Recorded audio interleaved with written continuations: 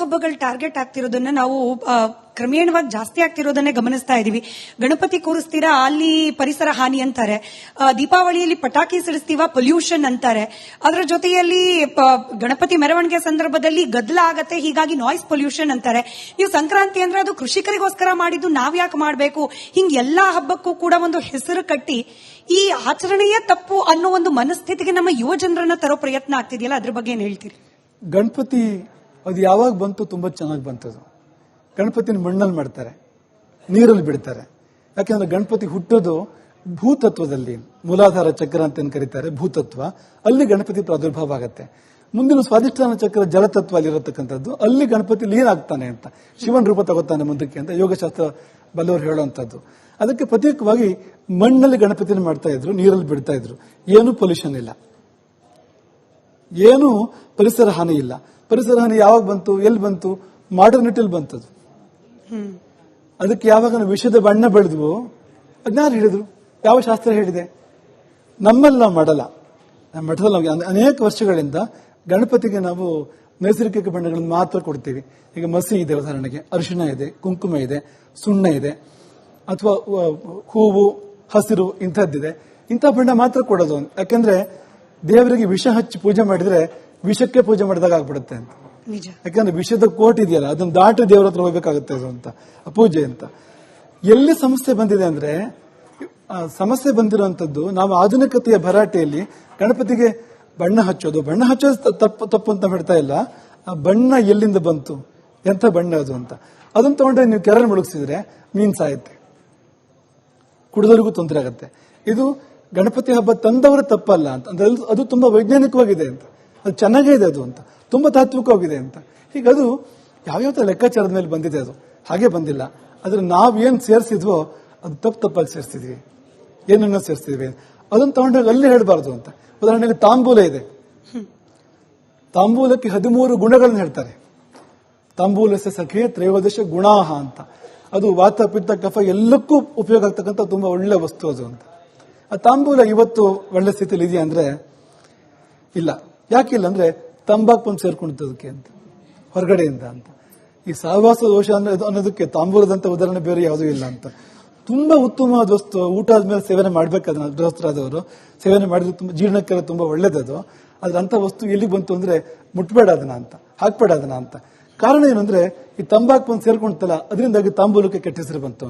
ಹೀಗೆ ನಮ್ಮ ಆಚರಣೆಗಳು, ಉದಾಹರಣೆಗೆ ದೀಪಾವಳಿ ಪಟಾಕಿ ಅಂತ ತಗೊಂಡ್ರೆ, ದೀಪಾವಳಿ ದೀಪ ಹಚ್ಚಿ ಆಚರಣೆ ಮಾಡ್ತಾ ಇದ್ವು ಒಂದ್ ಕಾಲದಲ್ಲಿ. ಅದು ಯಾವ್ಯಾವ ತರ ಪಟಾಕಿ ನಾವು ಆಚರಣೆ ಮಾಡ್ತಾ ಇದ್ವೋ ಆಯಾ ತರನೇ ಇದ್ರೆ ಅಂತ ಸಮಸ್ಯೆ ಏನಿರ್ಲಿಲ್ಲ. ಆದ್ರೆ ನಾವಲ್ಲಿ ಬೇರೆ ಬೇರೆ ತಂದ್ವಲ್ಲ, ಆಮೇಲೆ ಅಲ್ಲಿ ಸಮಸ್ಯೆಗಳು ಇರುವಂತದ್ದು. ನಾವು ಅದನ್ನು ದೂರದ್ ಬೇಡ ಅಂತ, ಪರಂಪರೆ ದೂರದ್ ಬೇಡ ಅಂತ ನಮ್ಗೆ ಅನ್ಸಂತದ್ದು ಅಂತ. ಹಿಂದೂ ಹಬ್ಬಗಳು ಟಾರ್ಗೆಟ್ ಆಗ್ತಿರೋದನ್ನ ನಾವು ಕ್ರಮೇಣವಾಗಿ ಜಾಸ್ತಿ ಆಗ್ತಿರೋದನ್ನೇ ಗಮನಿಸ್ತಾ ಇದೀವಿ. ಗಣಪತಿ ಕೂರಿಸ್ತೀರಾ, ಅಲ್ಲಿ ಪರಿಸರ ಹಾನಿ ಅಂತಾರೆ. ದೀಪಾವಳಿಯಲ್ಲಿ ಪಟಾಕಿ ಸಿಡಿಸ್ತೀವ, ಪೊಲ್ಯೂಷನ್ ಅಂತಾರೆ. ಅದರ ಜೊತೆಯಲ್ಲಿ ಗಣಪತಿ ಮೆರವಣಿಗೆ ಸಂದರ್ಭದಲ್ಲಿ ಗದ್ದಲ ಆಗತ್ತೆ, ಹೀಗಾಗಿ ನಾಯ್ಸ್ ಪೊಲ್ಯೂಷನ್ ಅಂತಾರೆ. ನೀವು ಸಂಕ್ರಾಂತಿ ಅಂದ್ರೆ ಅದು ಕೃಷಿಕರಿಗೋಸ್ಕರ ಮಾಡಿದ್ದು, ನಾವ್ ಯಾಕೆ ಮಾಡಬೇಕು? ಹಿಂಗ್ ಎಲ್ಲಾ ಹಬ್ಬಕ್ಕೂ ಕೂಡ ಒಂದು ಹೆಸರು ಕಟ್ಟಿ ಈ ಆಚರಣೆಯೇ ತಪ್ಪು ಅನ್ನೋ ಒಂದು ಮನಸ್ಥಿತಿಗೆ ನಮ್ಮ ಯುವ ಜನರನ್ನ ತರೋ ಪ್ರಯತ್ನ ಆಗ್ತಿದೆಯಲ್ಲ, ಅದ್ರ ಬಗ್ಗೆ ಏನ್ ಹೇಳ್ತೀರಿ? ಗಣಪತಿ ಅದು ಯಾವಾಗ ಬಂತು, ತುಂಬಾ ಚೆನ್ನಾಗಿ ಬಂತದು. ಗಣಪತಿನ ಮಣ್ಣಲ್ಲಿ ಮಾಡ್ತಾರೆ, ನೀರಲ್ಲಿ ಬಿಡ್ತಾರೆ. ಯಾಕೆಂದ್ರೆ ಗಣಪತಿ ಹುಟ್ಟೋದು ಭೂತತ್ವದಲ್ಲಿ, ಮೂಲಾಧಾರ ಚಕ್ರ ಅಂತ ಏನ್ ಕರೀತಾರೆ, ಭೂತತ್ವ, ಅಲ್ಲಿ ಗಣಪತಿ ಪ್ರಾದುರ್ಭಾವ ಆಗತ್ತೆ. ಮುಂದಿನ ಸ್ವಾಧಿಷ್ಠಾನ ಚಕ್ರ ಜಲತತ್ವ ಅಲ್ಲಿರತಕ್ಕಂಥದ್ದು, ಅಲ್ಲಿ ಗಣಪತಿ ಲೀನ್ ಆಗ್ತಾನೆ ಅಂತ, ಶಿವನ ರೂಪ ತಗೋತಾನೆ ಮುಂದಕ್ಕೆ ಅಂತ ಯೋಗಶಾಸ್ತ್ರ ಬಲ್ಲವರು ಹೇಳುವಂತದ್ದು. ಅದಕ್ಕೆ ಪ್ರತ್ಯೇಕವಾಗಿ ಮಣ್ಣಲ್ಲಿ ಗಣಪತಿನ ಮಾಡ್ತಾ ಇದ್ರು, ನೀರಲ್ಲಿ ಬಿಡ್ತಾ ಇದ್ರು. ಏನು ಪೊಲ್ಯೂಷನ್ ಇಲ್ಲ, ಏನು ಪರಿಸರ ಹಾನಿ ಇಲ್ಲ. ಪರಿಸರ ಹಾನಿ ಯಾವಾಗ ಬಂತು, ಎಲ್ಲಿ ಬಂತು? ಮಾಡರ್ನಿಟಿಲ್ ಬಂತದು. ಅದಕ್ಕೆ ಯಾವಾಗ ವಿಷದ ಬಣ್ಣ ಬೆಳೆದ್ವು, ಅದ್ಯಾರು ಹೇಳಿದ್ರು? ಯಾವ ಶಾಸ್ತ್ರ ಹೇಳಿದೆ? ನಮ್ಮಲ್ಲಿ ನಾವು ಮಾಡಲ್ಲ. ನಮ್ಮ ಮಠದಲ್ಲಿ ನಾವು ಅನೇಕ ವರ್ಷಗಳಿಂದ ಗಣಪತಿಗೆ ನಾವು ನೈಸರ್ಗಿಕ ಬಣ್ಣಗಳನ್ನು ಮಾತ್ರ ಕೊಡ್ತೀವಿ. ಈಗ ಮಸಿ ಇದೆ, ಉದಾಹರಣೆಗೆ ಅರಿಶಿಣ ಇದೆ, ಕುಂಕುಮ ಇದೆ, ಸುಣ್ಣ ಇದೆ, ಅಥವಾ ಹೂವು, ಹಸಿರು ಇಂಥದ್ದಿದೆ. ಇಂಥ ಬಣ್ಣ ಮಾತ್ರ ಕೊಡೋದು. ಯಾಕೆಂದ್ರೆ ದೇವರಿಗೆ ವಿಷ ಹಚ್ಚಿ ಪೂಜೆ ಮಾಡಿದ್ರೆ ವಿಷಕ್ಕೆ ಪೂಜೆ ಮಾಡಿದಾಗ ಆಗ್ಬಿಡುತ್ತೆ ಅಂತ. ಯಾಕಂದ್ರೆ ವಿಷದ ಕೋಟ್ ಇದೆಯಲ್ಲ, ಅದನ್ನ ದಾಟಿ ದೇವರ ಹತ್ರ ಹೋಗ್ಬೇಕಾಗುತ್ತೆ ಅದು ಅಂತ, ಪೂಜೆ ಅಂತ. ಎಲ್ಲಿ ಸಮಸ್ಯೆ ಬಂದಿದೆ ಅಂದ್ರೆ, ಸಮಸ್ಯೆ ಬಂದಿರುವಂತದ್ದು ನಾವು ಆಧುನಿಕತೆಯ ಭರಾಟೆಯಲ್ಲಿ ಗಣಪತಿಗೆ ಬಣ್ಣ ಹಚ್ಚೋದು ತಪ್ಪು ಅಂತ ಹೇಳ್ತಾ ಇಲ್ಲ. ಆ ಬಣ್ಣ ಎಲ್ಲಿಂದ ಬಂತು, ಎಂಥ ಬಣ್ಣ ಅದು ಅಂತ. ಅದನ್ನ ತಗೊಂಡ್ರೆ ನೀವು ಕೆರೆ ಮುಳುಗಿಸಿದ್ರೆ ಮೀನ್ ಸಾಯುತ್ತೆ, ಕುಡಿದವರಿಗೂ ತೊಂದರೆ ಆಗುತ್ತೆ. ಇದು ಗಣಪತಿ ಹಬ್ಬ ತಂದವರ ತಪ್ಪಲ್ಲ ಅಂತ ಅಂದ್ರೆ ಅದು ತುಂಬಾ ವೈಜ್ಞಾನಿಕವಾಗಿದೆ ಅಂತ, ಅದು ಚೆನ್ನಾಗೇ ಇದೆ ಅದು ಅಂತ, ತುಂಬಾ ತಾತ್ವಿಕವಾಗಿದೆ ಅಂತ. ಹೀಗದು ಯಾವ್ಯಾವ ಲೆಕ್ಕಾಚಾರದ ಮೇಲೆ ಬಂದಿದೆ, ಅದು ಹಾಗೆ ಬಂದಿಲ್ಲ. ಆದ್ರೆ ನಾವೇನ್ ಸೇರಿಸಿದ್ವೋ ಅದು ತಪ್ಪಾಗಿ ಸೇರಿಸ್ತಿದ್ವಿ, ಏನನ್ನ ಸೇರಿಸ್ತಿದ್ವಿ ಅದನ್ನ ತಗೊಂಡಾಗ ಅಲ್ಲೇ ಹೇಳಬಾರ್ದು ಅಂತ. ಉದಾಹರಣೆಗೆ ತಾಂಬೂಲ ಇದೆ, ತಾಂಬೂಲಕ್ಕೆ 13 ಗುಣಗಳನ್ನ ಹೇಳ್ತಾರೆ. ತಾಂಬೂಲಸ್ಯ ಸಖೇ ತ್ರಯೋದಶ ಗುಣಾಹ ಅಂತ. ಅದು ವಾತ ಪಿತ್ತ ಕಫ ಎಲ್ಲಕ್ಕೂ ಉಪಯೋಗ ಆಗ್ತಕ್ಕಂಥ ತುಂಬಾ ಒಳ್ಳೆ ವಸ್ತು ಅದು ಅಂತ. ಆ ತಾಂಬೂಲ ಇವತ್ತು ಒಳ್ಳೆ ಸ್ಥಿತಿಲಿ ಇದೆಯಾ ಅಂದ್ರೆ ಇಲ್ಲ. ಯಾಕಿಲ್ಲ ಅಂದ್ರೆ ತಂಬಾಕು ಬಂದು ಸೇರ್ಕೊಂಡಿದ್ದದಕ್ಕೆ ಅಂತ, ಹೊರಗಡೆಯಿಂದ ಅಂತ. ಈ ಸಹವಾಸ ದೋಷ ಅನ್ನೋದಕ್ಕೆ ತಾಂಬೂಲದಂತ ಉದಾಹರಣೆ ಬೇರೆ ಯಾವುದೂ ಇಲ್ಲ ಅಂತ. ತುಂಬಾ ಉತ್ತಮವಾದ ವಸ್ತು, ಊಟ ಆದ್ಮೇಲೆ ಸೇವನೆ ಮಾಡ್ಬೇಕಾದ್ರೆ ಗೃಹಸ್ಥರಾದವರು ಸೇವನೆ ಮಾಡಿದ್ರೆ ತುಂಬಾ ಜೀರ್ಣಕ್ಕೆಲ್ಲ ತುಂಬಾ ಒಳ್ಳೇದದು. ಆದ್ರೆ ಅಂತ ವಸ್ತು ಎಲ್ಲಿ ಬಂತು ಅಂದ್ರೆ ಮುಟ್ಬೇಡ ಅದನ್ನ ಅಂತ, ಹಾಕ್ಬೇಡ ಅದನ್ನ ಅಂತ. ಕಾರಣ ಏನಂದ್ರೆ ಈ ತಂಬಾಕು ಬಂದು ಸೇರ್ಕೊಂತಲ್ಲ, ಅದರಿಂದಾಗಿ ತಾಂಬೂಲಕ್ಕೆ ಕೆಟ್ಟ ಹೆಸರು ಬಂತು. ಹೀಗೆ ನಮ್ಮ ಆಚರಣೆಗಳು, ಉದಾಹರಣೆಗೆ ದೀಪಾವಳಿ ಪಟಾಕಿ ಅಂತ ತಗೊಂಡ್ರೆ, ದೀಪಾವಳಿ ದೀಪ ಹಚ್ಚಿ ಆಚರಣೆ ಮಾಡ್ತಾ ಇದ್ವು ಒಂದ್ ಕಾಲದಲ್ಲಿ. ಅದು ಯಾವ್ಯಾವ ತರ ಪಟಾಕಿ ನಾವು ಆಚರಣೆ ಮಾಡ್ತಾ ಇದ್ವೋ ಆಯಾ ತರನೇ ಇದ್ರೆ ಅಂತ ಸಮಸ್ಯೆ ಏನಿರ್ಲಿಲ್ಲ. ಆದ್ರೆ ನಾವಲ್ಲಿ ಬೇರೆ ಬೇರೆ ತಂದ್ವಲ್ಲ ಆಮೇಲೆ ಅಲ್ಲೇ ಸಮಸ್ಯೆಗಳು ಇರೋಂಥದ್ದು. ನಾವು ಅದನ್ನು ದೂರದ್ ಬೇಡ ಅಂತ, ಪರಂಪರೆ ದೂರದ್ ಬೇಡ ಅಂತ ನಮ್ಗೆ ಅನ್ಸಂತದ್ದು ಅಂತ. ಹಿಂದೂ ಹಬ್ಬಗಳು ಟಾರ್ಗೆಟ್ ಆಗ್ತಿರೋದನ್ನ ನಾವು ಕ್ರಮೇಣವಾಗಿ ಜಾಸ್ತಿ ಆಗ್ತಿರೋದನ್ನೇ ಗಮನಿಸ್ತಾ ಇದೀವಿ. ಗಣಪತಿ ಕೂರಿಸ್ತೀರಾ, ಅಲ್ಲಿ ಪರಿಸರ ಹಾನಿ ಅಂತಾರೆ. ದೀಪಾವಳಿಯಲ್ಲಿ ಪಟಾಕಿ ಸಿಡಿಸ್ತೀವ, ಪೊಲ್ಯೂಷನ್ ಅಂತಾರೆ. ಅದರ ಜೊತೆಯಲ್ಲಿ ಗಣಪತಿ ಮೆರವಣಿಗೆ ಸಂದರ್ಭದಲ್ಲಿ ಗದ್ದಲ ಆಗತ್ತೆ, ಹೀಗಾಗಿ ನಾಯ್ಸ್ ಪೊಲ್ಯೂಷನ್ ಅಂತಾರೆ. ನೀವು ಸಂಕ್ರಾಂತಿ ಅಂದ್ರೆ ಅದು ಕೃಷಿಕರಿಗೋಸ್ಕರ ಮಾಡಿದ್ದು, ನಾವ್ ಯಾಕೆ ಮಾಡಬೇಕು? ಹಿಂಗ್ ಎಲ್ಲಾ ಹಬ್ಬಕ್ಕೂ ಕೂಡ ಒಂದು ಹೆಸರು ಕಟ್ಟಿ ಈ ಆಚರಣೆಯೇ ತಪ್ಪು ಅನ್ನೋ ಒಂದು ಮನಸ್ಥಿತಿಗೆ ನಮ್ಮ ಯುವ ಜನರನ್ನ ತರೋ ಪ್ರಯತ್ನ ಆಗ್ತಿದೆಯಲ್ಲ, ಅದ್ರ ಬಗ್ಗೆ ಏನ್ ಹೇಳ್ತೀರಿ? ಗಣಪತಿ ಅದು ಯಾವಾಗ ಬಂತು ತುಂಬಾ ಚೆನ್ನಾಗಿ ಬಂತದು. ಗಣಪತಿನ ಮಣ್ಣಲ್ಲಿ ಮಾಡ್ತಾರೆ, ನೀರಲ್ಲಿ ಬಿಡ್ತಾರೆ. ಯಾಕೆಂದ್ರೆ ಗಣಪತಿ ಹುಟ್ಟೋದು ಭೂತತ್ವದಲ್ಲಿ, ಮೂಲಾಧಾರ ಚಕ್ರ ಅಂತ ಏನ್ ಕರೀತಾರೆ ಭೂತತ್ವ, ಅಲ್ಲಿ ಗಣಪತಿ ಪ್ರಾದುರ್ಭಾವ ಆಗತ್ತೆ. ಮುಂದಿನ ಸ್ವಾಧಿಷ್ಠಾನ ಚಕ್ರ ಜಲತತ್ವ ಅಲ್ಲಿರತಕ್ಕಂಥದ್ದು, ಅಲ್ಲಿ ಗಣಪತಿ ಲೀನ್ ಆಗ್ತಾನೆ ಅಂತ, ಶಿವನ್ ರೂಪ ತಗೋತಾನೆ ಮುಂದಕ್ಕೆ ಅಂತ ಯೋಗಶಾಸ್ತ್ರ ಬಲ್ಲವರು ಹೇಳುವಂಥದ್ದು.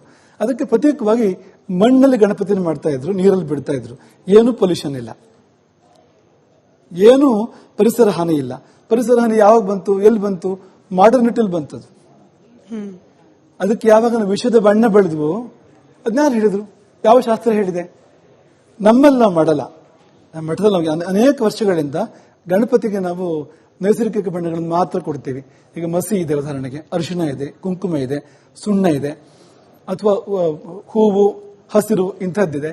ಇಂಥ ಬಣ್ಣ ಮಾತ್ರ ಕೊಡೋದು. ಯಾಕೆಂದ್ರೆ ದೇವರಿಗೆ ವಿಷ ಹಚ್ಚಿ ಪೂಜೆ ಮಾಡಿದ್ರೆ ವಿಷಕ್ಕೆ ಪೂಜೆ ಮಾಡಿದಾಗ ಆಗ್ಬಿಡುತ್ತೆ ಅಂತ. ಯಾಕಂದ್ರೆ ವಿಷದ ಕೋಟ್ ಇದೆಯಲ್ಲ, ಅದನ್ನ ದಾಟಿ ದೇವರ ಹತ್ರ ಹೋಗ್ಬೇಕಾಗುತ್ತೆ ಅದು ಅಂತ, ಪೂಜೆ ಅಂತ. ಎಲ್ಲಿ ಸಮಸ್ಯೆ ಬಂದಿದೆ ಅಂದ್ರೆ, ಸಮಸ್ಯೆ ಬಂದಿರುವಂತದ್ದು ನಾವು ಆಧುನಿಕತೆಯ ಭರಾಟೆಯಲ್ಲಿ ಗಣಪತಿಗೆ ಬಣ್ಣ ಹಚ್ಚೋದು ತಪ್ಪು ಅಂತ ಹೇಳ್ತಾ ಇಲ್ಲ. ಆ ಬಣ್ಣ ಎಲ್ಲಿಂದ ಬಂತು, ಎಂತ ಬಣ್ಣ ಅದು ಅಂತ. ಅದನ್ನ ತಗೊಂಡ್ರೆ ನೀವು ಕೆರೆ ಮುಳುಗಿಸಿದ್ರೆ ಮೀನ್ ಸಾಯುತ್ತೆ, ಕುಡಿದವರಿಗೂ ತೊಂದರೆ ಆಗುತ್ತೆ.